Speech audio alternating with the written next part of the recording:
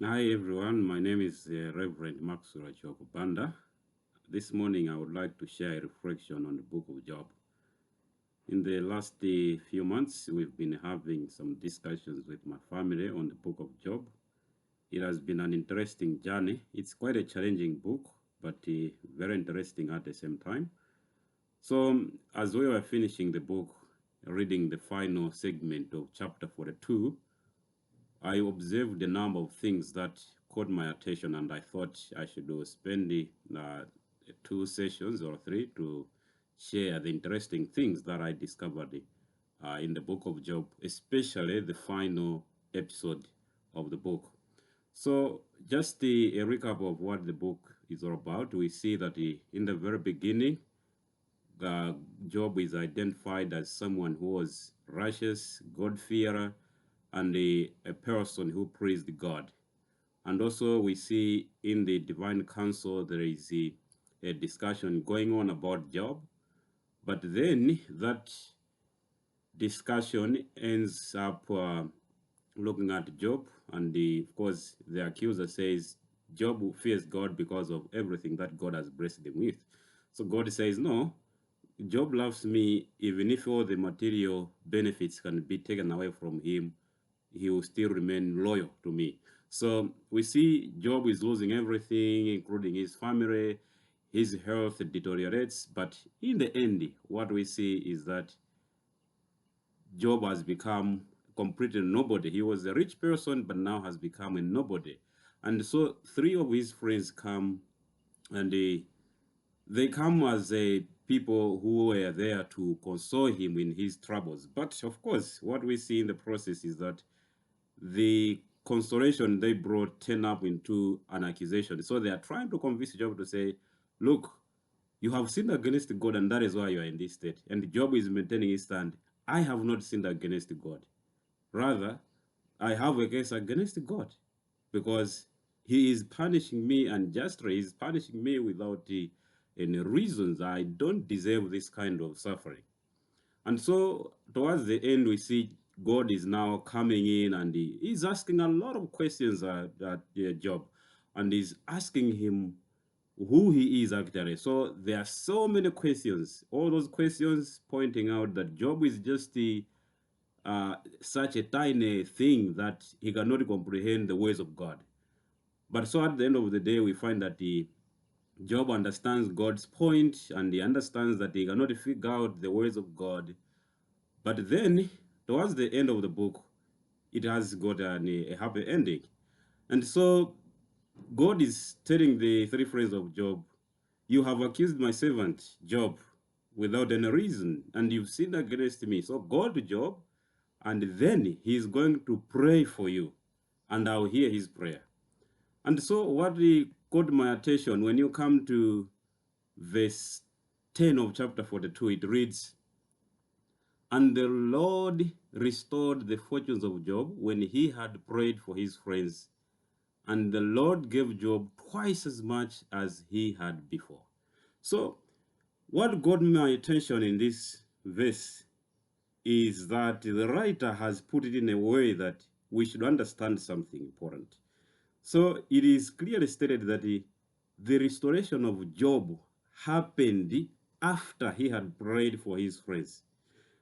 We have to understand something here.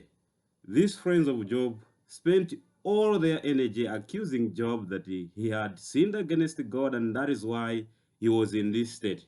And of course, what we see also is that Job is becoming more angry because of the accusations that his friends are bringing against him.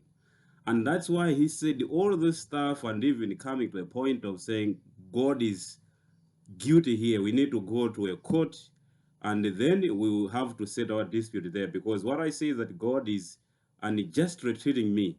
And all of those things are coming in Job's mind because the friends have come with a lot of accusations telling him, you have sinned against God, and that is why you are in this state. That is why you have lost everything that you had. And so what we see next is that these three friends are being told, you were wrong. You were wrong in your accusations against my servant Job. And so go to Job and give him the offerings that he should present before me. He should pray on your behalf, and I'm going to listen to his prayer. And so, what we see in verse 10, it is showing that Job accepted what God had said. He prayed for these people, and immediately after God had heard his prayer, it is said he restored everything that he had lost, even twice. So here are some things that I found interesting in this episode.